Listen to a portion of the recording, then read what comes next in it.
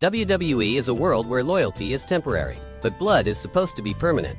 Two brothers entered this industry with one dream, one legacy. But when the spotlight shines on only one, the other is left to rot in the shadows.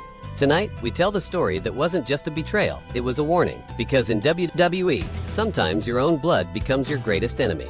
They weren't just a tag team. They were a statement. The moment they stepped onto the stage, the WWE Universe could feel it. The chemistry was real. The bond undeniable. Commentators called them the bloodline of destruction. Fans called them unbreakable.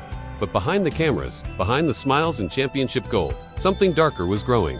Their journey didn't begin in WWE. It began in broken gyms, on worn-out mats, with one vow: no matter what happens, we never turn on each other. Together, they rose fast. Tag team championships, main events, pay-per-view victories. Every win was shared glory.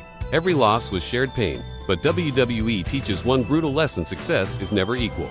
Slowly, the spotlight began to favor one brother. He got the interviews, the posters, the praise. The other became the partner, standing just outside the light. Backstage whispers grew louder.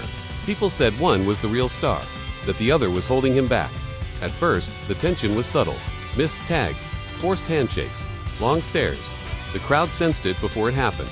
Something was breaking. And then came the night everything died. A championship match, the biggest moment of their careers. The crowd was on its feet. Victory was seconds away. The older brother, exhausted and desperate, reached for the tag. Trusting the bond they had built over years, instead of a hand, a steel chair came crashing down. Crack, the arena gasped. That chair didn't just strike flesh, it destroyed trust. The younger brother stood over him, eyes cold, breathing heavy, and whispered, "I'm done living in your shadow." The arena erupted in boos. Referees froze. Commentators lost control. This wasn't just a betrayal, it was an execution. Backstage chaos erupted. Medical staff rushed out, and the betrayer walked away slowly, emotionless. That night, #BrotherVs, brother trended worldwide. The next week on Raw, only one brother appeared. No music, no pose, just silence. He lifted the microphone and declared, "I wasn't his brother. I was his tool. And now, I've destroyed him." The WWE Universe drowned him in boos. Weeks later, the betrayed brother returned, bandaged, broken, eyes burning with vengeance. This wasn't about championships anymore, this was about blood. Months later, the betrayer returned. Darker, quieter, more dangerous. One night, during a backstage attack, he saved his brother. The arena fell into stunned silence.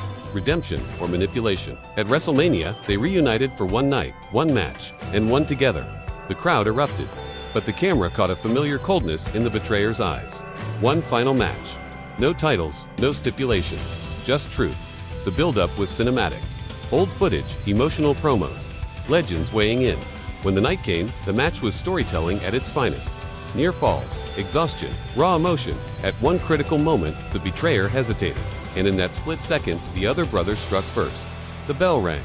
No winner, no loser. Both men lay broken in the ring. The crowd stood in silence, then slowly applauded. Not for victory, for closure. Years later, their rivalry became legend.